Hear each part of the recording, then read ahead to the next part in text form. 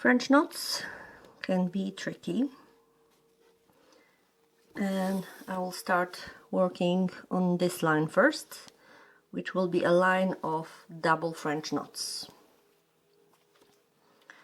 So I come up where I want my French knot to be, and I grab this part of the thread. I usually put my hoop on the table for making French knots, especially in the beginning, because you need both hands. One is holding the thread, one is holding the needle. With the needle, I come from the top. I swirl the needle around the thread 2 times, and then I come down slightly next to it. My knot is going to end up in between those 2 points, the point of the entry and the point where I come down with the thread again.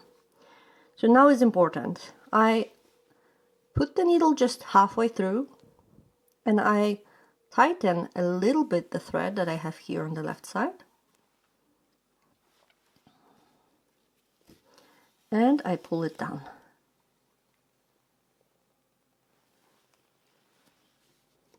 And again, I come up,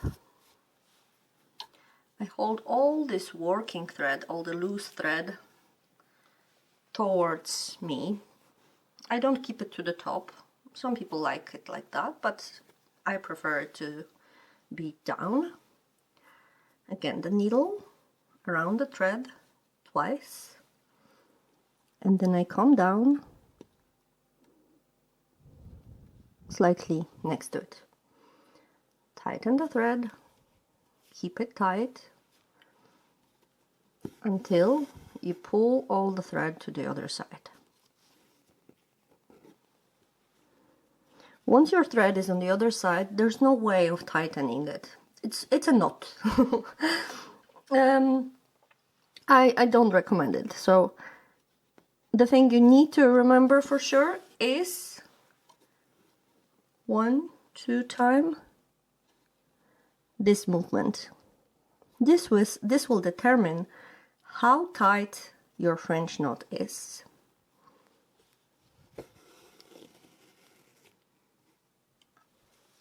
So these are my double French knots, and I have made them a little bit more loose than I would usually do. I'll show you in a second how to make them even tighter.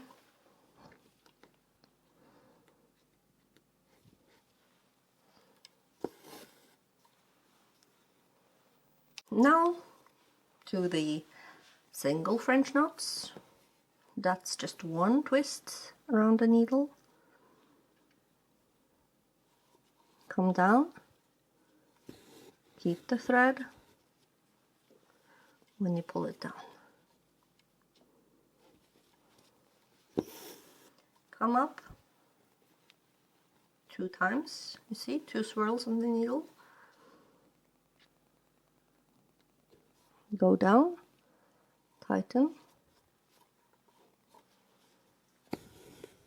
keep in place, pull to the other side.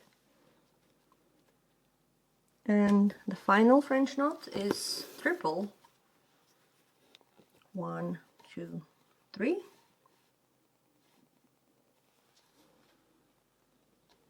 And we don't do it more than 3 times. Then they become too loopy and too big. And that is a triple French knot.